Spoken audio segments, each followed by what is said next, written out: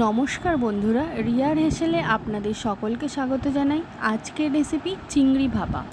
প্রথমে মিক্সার গ্রাইন্ডারে কাঁচা লঙ্কা, পোস্ত ও মোটা দানার কালো সর্ষে দিয়ে তার মধ্যে সামান্য পরিমাণ জল দিয়ে একটা সুন্দর পেস্ট রেডি করে নেব।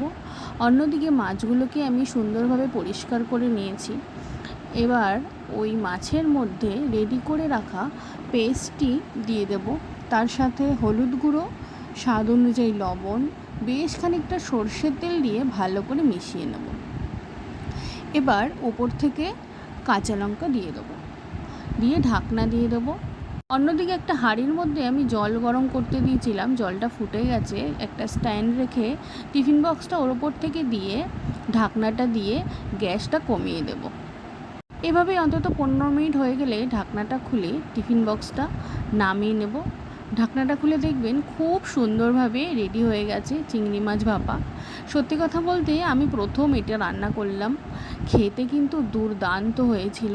বাড়ির সবাই খেয়ে খুব প্রশংসা করেছে। আপনারাও এই পদ্ধতিতে বাড়িতে চিংড়ি মাছ ভাপা ট্রাই করবেন। নমস্কার।